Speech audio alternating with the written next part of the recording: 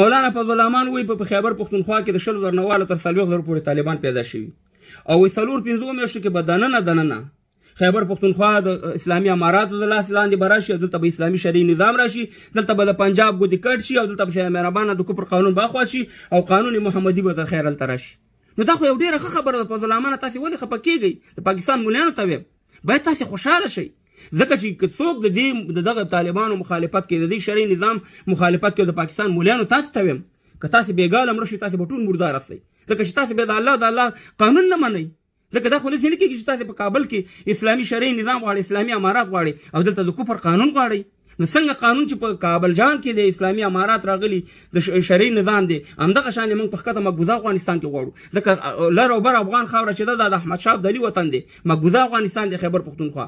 په یو دي کې به د کفر قانون، په بل دي کې به د شرعي نظامي. نو غواړو چې دواړه د خاورې یو ځای شي او دواړو کې سره مهربان یو رقم ته شرعي نظام راشي. ګورئ صلیب شته تاسې په ګناه کې اخطار شئ د پاکستان مولیانو، ځکه چې د پاکستان قانون کفري دی، په سود باندې چلیږي او صلیب د سود چې دی د الله او د الله نبي سره جنگ دی.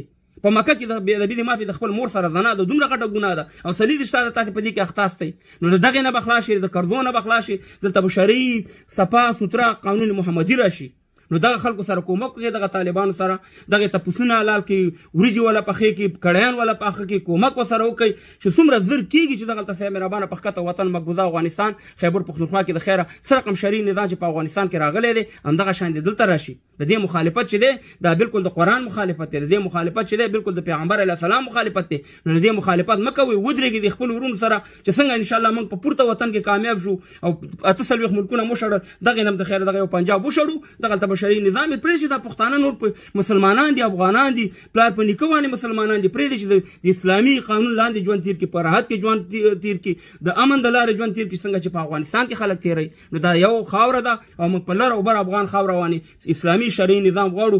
دا هېڅکله نه کېږي چې په یو سر کې د شریعت په بل سر کې د کفر قانون چلیږي. نو د پاکستان په مولیانو موږ غږ کوو چې بالکل دې سره یو ځای شي، د حقاني مدرسې ټول راپاڅېږئ او دا خلک تشویق کوي چې څومره زر کېږي چې سبا له کېږي چې بېګاله د خیره دا د پاکستان د پنجاب ټغر ورته غونډ کې پاټک باندې ورواړئ او دلته څخه مهربانه لر او بر یو افغان، لر او بر یو شریعت زندہ باد.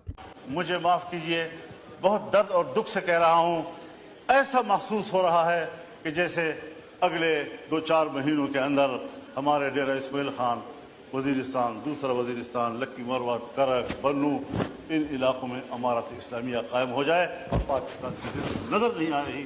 मगरिब होती ही तमाम थाने बंद हो जाते हैं और उनको हुक्म दिया गया है कि आपने गश्त बाहर नहीं जाना. यह है आपके जी ठीक. कहाँ खड़े हैं हम लोग? तो फिक्रमंदी